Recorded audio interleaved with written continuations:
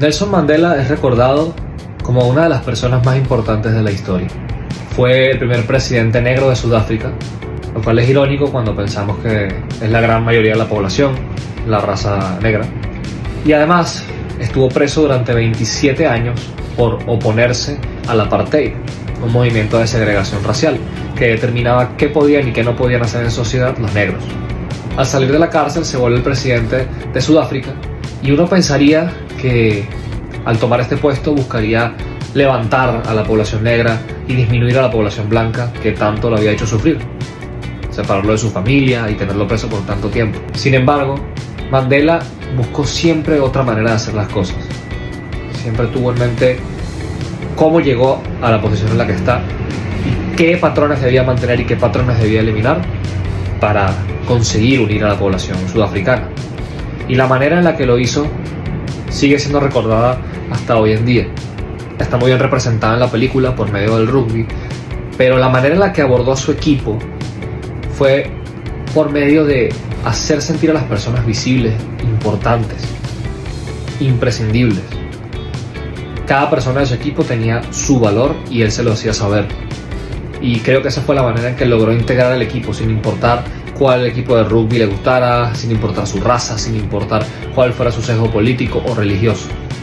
Todos con sus creencias lograron unirse en el único objetivo de hacer mejor su país. Mr. Nelson Mandela, a free man, taking his...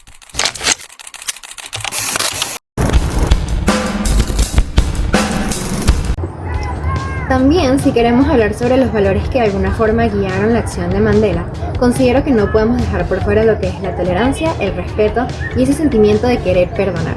Estamos hablando de que durante toda la película nos presentan a personajes que realmente guardan mucho rencor y no están dispuestos a empezar este proceso de reconciliación hacia las personas que durante años cometieron injusticias contra ellos solamente por su color de piel. Ellos fueron perseguidos, muchos fueron encarcelados injustamente, incluyendo el propio Mandela, que estuvo 27 años preso. Y a pesar de eso, creo que en un primer momento la persona más dispuesta a perdonar que nos presentan es él, que no solamente tiene como una gran conciencia de lo que son los derechos de las personas y este sentimiento de igualdad y de querer unir a ambas razas, sino que también se nos muestra la increíble conciencia que tiene en su posición de poder. Estamos hablando de que él era consciente de que como líder y presidente tenía que poner el ejemplo para que los demás también fuesen capaces de seguirlo y así de alguna forma unificar a la nación. Y esto se ve perfectamente representado con una frase que él dice, que es que la reconciliación y el perdón deben empezar ahí, en esas oficinas donde se concentra el poder, donde se toman las decisiones verdaderamente importantes y grandes. Entonces creo que esto solamente demuestra cada vez más lo increíble líder que era Nelson Mandela. Pathetic objective. Throughout our lifetime, we have...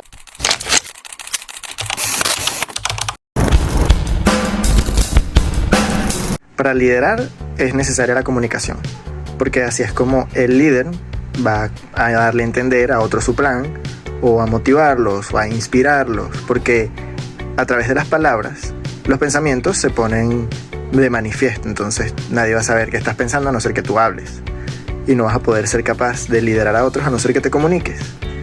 Eso pasa en el caso de Mandela. Obviamente su forma de hablar con la gente, de tratar a la gente, iba desde simplemente de preguntar un buenos días, o cómo estás, o ese tipo de cosas, hasta halagar el trabajo en el que una persona se había esmerado. Uno lo podría considerar como inocuo, como que no importa, como que eso era algo cotidiano, pero para las personas eso tenía un efecto, y por eso la mayoría de ellos lo llamaban Madiba o Dada, que eran como términos en lenguas africanas para referirse a él como de una forma paternal. Ahora, el asunto está en que los blancos que no tenían esta cultura también tuvieron que aprender esta forma de conducirse. Esto se ve mucho cuando a él le preguntan una de esas mañanas, él le preguntaba siempre a los que lo cuidaban, ¿cómo está tu familia y tal? Y entonces, una vez en una de esas, uno de ellos le responde y le dice, ¿cómo está su familia? Y él se detiene y dice, tengo una familia de 42 millones de personas. Y se regresa a su casa a seguir trabajando. Y eso da a entender mucho de sus valores y sus principios y sus ideas de cuál era su misión como presidente. Y por ende también era su forma de liderar. No solamente con palabras, sino también con el ejemplo, como un padre de familia. porque cuando él le pregunta al líder de rugby que cómo él lidera a su equipo, el muchacho le dice que con el ejemplo. Y él precisamente dice, eso es lo que yo también intento hacer. Todos los cambios que él les estaba rogando a la comunidad negra que hicieran eran cambios que él mismo había experimentado todo el tiempo que estuvo en la cárcel y que ahora podían ser la solución a un país dividido que necesitaba la reconciliación. Of racism. Its peoples have both been perpetrators of racism against others and themselves the victims of racist ideology.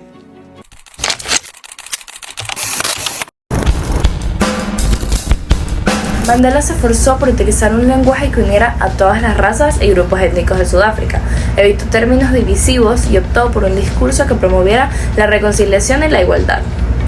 También utilizó metáforas poderosas, empleó de metáforas poderosas relacionadas con el rugby, un deporte predominantemente blanco, para conectar con los africanos y mostrar que la unidad podía lograrse incluso en ámbitos que habían sido históricamente divisivos. En el caso de la comunicación no verbal, utilizaba un lenguaje corporal abierto. Mandela proyectaba una imagen de confianza y accesibilidad a través de su lenguaje corporal. Su postura abierta y su sonrisa invitaban a la gente a acercarse y a escuchar.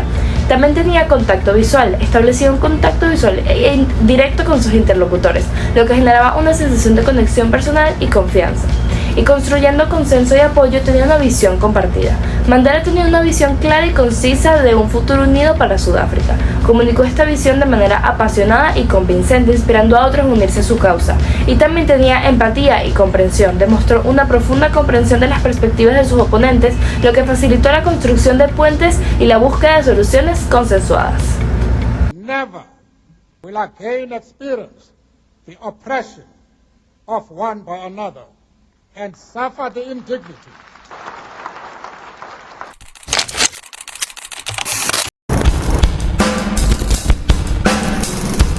Mandela pasó 27 años en prisión y su capacidad para mantener la esperanza y la determinación a pesar de las circunstancias difíciles puede motivar a muchos jóvenes venezolanos a mantener una lucha por un futuro mejor a pesar de todos los problemas tanto políticos como económicos que están pasando en el país. Mandela dedicó su vida a luchar por la igualdad y los derechos humanos. Los jóvenes venezolanos pueden encontrar una inspiración en su ejemplo para defender los derechos de los demás y trabajar por un país más justo e igualitario. Esta perspectiva puede alentar a muchos jóvenes venezolanos a soñar en grande y a trabajar hacia un futuro donde puedan vivir en paz, en libertad y en prosperidad. Los jóvenes pueden sentirse inspirados a involucrarse en movimientos donde puedan alzar su voz y exigir cambios en su país. Mandela en su película promovió el perdón como un medio para sanar las heridas del pasado. Su enfoque puede servir como un recordatorio de la importancia de dejar atrás el rencor y trabajar juntos por el bienestar común. Él representó un símbolo de esperanza, lucha y transformación. To fight for justice and peace, we shall try not to fail you.